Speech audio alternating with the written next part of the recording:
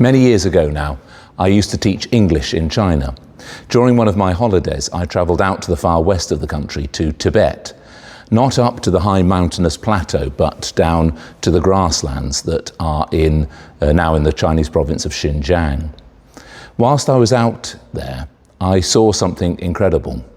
Out of the distance emerged herds of animals, and then I could see that there were riders with them, and then I could see that in fact it was an entire family group or extended family group on the move. They were riding horses, but there were also cattle and sheep, and strapped to some of the animals were their tents or yurts. There were children there, and it was quite an incredible sight to see. And a local told me that they were moving from one set of pastures to another to graze their animals. I'm pretty sure that that is the closest I will ever be to the sort of life described in the book of Genesis, in the book that we often describe as the patriarchs, the stories of Abraham, Isaac, Jacob, and Joseph. That family group was pretty similar and faced pretty similar problems to those that we encounter in that book. The problems of having enough land to graze your animals, of dividing herds, of making sure that there was enough for all the children to inherit. And many of the problems and concerns they faced were faced by Jacob and Esau long ago, about how you manage an extended family, how you keep the family going, how you ensure that there is somebody left to leave all your possessions to. Now that can all seem, when we read those pages, it can seem incredibly remote to us. And those concerns are not our concerns in 21st century London. And that is just one of the reasons why so many of us have struggled through these chapters of Genesis as we read the Bible in a year. And there is no doubt that some of the stories we encounter are not only challenging to understand, but deeply disturbing, containing incidents that we would rather not talk about ever again. When I read them, though, I do encounter something of my own life experience as an adoptive father and as a volunteer with an adoption charity. Sadly, the sort of incidents we see described in those pages of broken families, of families essentially abusing one another, is something that we find in the pages of police reports and social worker reports for the children that eventually end up in care.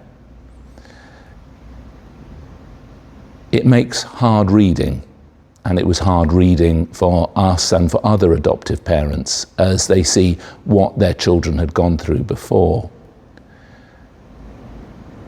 A way for me to understand these passages is to remind myself that Genesis means beginning, and that this is the beginning of the story of the Bible, not the end.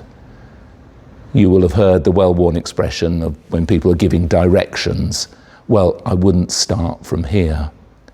And as we look at the pages of Genesis, we think about God and we think, well, I wouldn't start with these people either.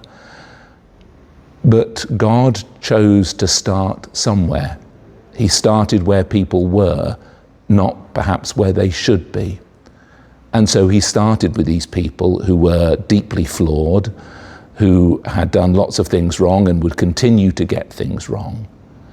But he started with them and made his covenant with them, saying, you will be my people and I will be your God.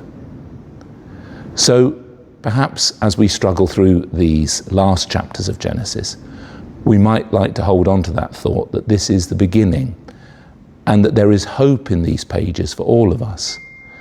As we look at the world around us, we can see many similarities with what is being described in the books of Genesis, of war, of violence, of hatred, especially acts of cruelty against women. And we might think that God has given up on it all. But these chapters, to me, give hope that God finds us where we are. God reaches out to us in all the things that we have done wrong, in our broken world with broken relationships, and says, let's begin a relationship together. Let's keep renewing that covenant. Let's keep having hope for something better.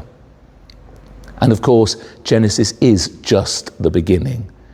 It's the beginning of a story that goes over thousands of years, of a developing relationship, of a developing revelation of who God is and who he wants us to be. And as always, that journey ends not with Abraham and Isaac or even Joseph. It ends with the cross and with Jesus. And that is where we are aiming for. So as we begin with Genesis, we remember that that is not the end of the story.